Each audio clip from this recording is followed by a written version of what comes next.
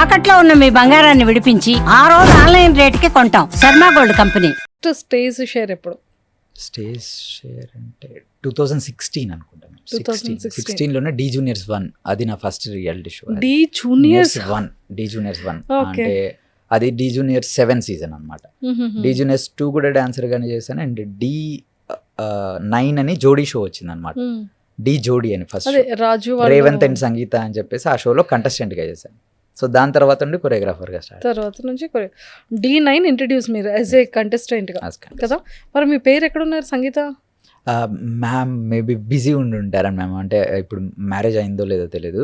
Maybe dance అసలు ఇంకా contact లో లేరు. ఉన్నాం మ్యామ్. అంటే అంత కదా ఆ షో చేసేంత రోజులు పార్ట్నర్గా అలా చేసాం. దాని తర్వాత ఏంటంటే వాళ్ళు ఫ్యామిలీ తోటి ఎక్కడ వేరే డ్యాన్స్ రియాలిటీ షోలలో అదే డ్యాన్స్ స్టూడియోలలో ప్రాక్టీస్ చేసేటప్పుడు అలా కలుస్తూ ఉంటారు అప్పుడప్పుడు. సో మీ డి ఫ్యామిలీ అంతా లైక్ ఎప్పుడైనా రియాలిటీ షోస్లో మళ్ళీ ఇప్పుడు డి వచ్చింది కదా, మళ్ళీ రాజు, అభి, సోమేష్, మళ్ళీ పాత వాళ్ళందరూ కూడా సంకేత్, మళ్ళీ వీళ్ళందరూ స్టార్ట్ అయినట్టున్నారు కదా డిలో. డి అనేది ప్రతి ఒక్క కొరియోగ్రాఫర్ కి ఒక బెస్ట్. మేమందరం మ్యామ్. అంటే ఇప్పుడు చాలా హ్యాపీ అనిపించేది ఏంటంటే ఇప్పుడు మీరు చెప్పిన పేర్లు ఎంతమంది అయితే ఉన్నాయో, అభి కానీ నా బావ వాడు. సో అంటే ఇట్లా అంటే చాలా మంది డి కొరియోగ్రాఫర్స్ ఏంటంటే నా ఫ్రెండ్స్ చాలా మంది. సో మాది ఎక్కడ బయటకు వెళ్సినా కానీ ఆల్మోస్ట్ వాటి గురించే ఉంటాయి. అంటే ఏం చేస్తున్నావు, ఏం ప్రాక్టీస్ చేస్తాను, ఏ సాంగ్ చేస్తాను, ఈ సాంగ్లో ఇది చేసినాం, ఇది జరిగింది, ఈ మ్యాజిక్ చేసినాం, ఈ సాంగ్ ఇలా ఎడిటింగ్ చేసా. షూట్లకు కూడా వెళ్తున్నాం, ఖాళీగా ఉన్నప్పుడు ఖచ్చితంగా ఆ షూట్లకు మేము వెళ్తాం. ఆ షూట్లు జరిగేటప్పుడు వాళ్ళు వస్తారు.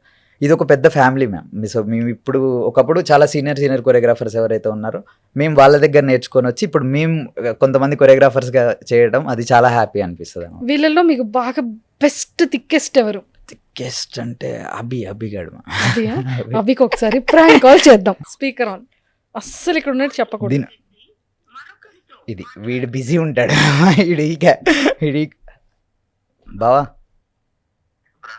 ఎక్కడ బా? అబ్బా మరొకసారి చెప్పు.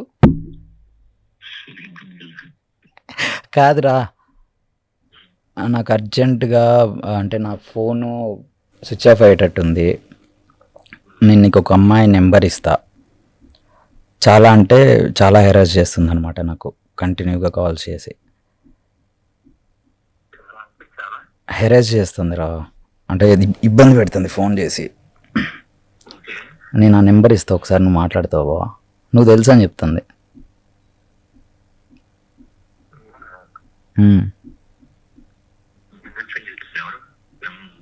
నేను స్విచ్ ఆఫ్ చేస్తాను నా ఫోను. నేను నీకు నెంబర్ ఫార్వర్డ్ చేస్తా, నువ్వు ఒకసారి మాట్లాడు. నేను వణుకుతున్నారా నీకు చెప్పేటప్పుడు, నాకు భయం వేస్తుంది. నేను నీకు పంపిస్తా చూడు ఒకసారి. లేదా అరే ఒక్క నిమిషం హోల్డ్లో పెడతా, ఒకసారి మాట్లాడు. ఒకసారి మాట్లాడండి. హలో అభి గారా?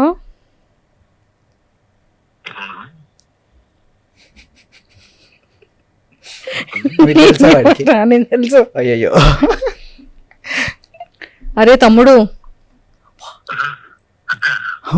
అక్క ఏంట్రా ఇది? అబ్బాయి ఏంటి వేరే అమ్మాయితో ఎవరితోనో ఫోన్లు ఎత్తట్లేదంట, ఏం చేయట్లేదంట. ఏమైందో ఏంటి? పెద్ద కొరియోగ్రాఫరా? మరి ఏంటి ఇలా కాల్ వచ్చింది, ఇలా ఫోన్ ఎత్తట్లేదు, నేను అబ్బాయిని లవ్ చేస్తున్నాను అంటుంది ఆ పిల్ల. మనోడు ఫోన్ ఎత్తట్లేదంట. ఫ్యాన్ ఫాలోయింగ్ ఎక్కువైపోతుంది అంటావా? మా అబ్బాయికి అయితే ఫ్యాన్ ఫాలోయింగ్ చాలా ఎక్కువ ఉంది, ఆ విషయం మాకు తెలుసు. వాడు ఇప్పుడు నేను కాల్ చేసేటప్పుడు కూడా హోల్డ్ లో ఉన్నాడు. చూసా, నీకు కాల్ చేసేటప్పుడు కూడా నువ్వు కాల్ వెయిటింగ్ లో ఉన్నావంట.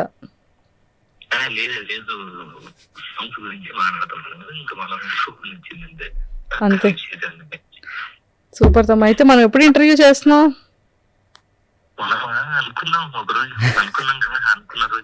బేసిక్ గా వాడిని నన్ను పిలిచి అంతే అంటావా? ప్రామిస్ చేసావు కదా. అయితే సరే అయితే ఇది ఇంటర్వ్యూ అయ్యాక మళ్ళీ నీకు కాల్ చేస్తాం. బాయ్ తమ్ముడు.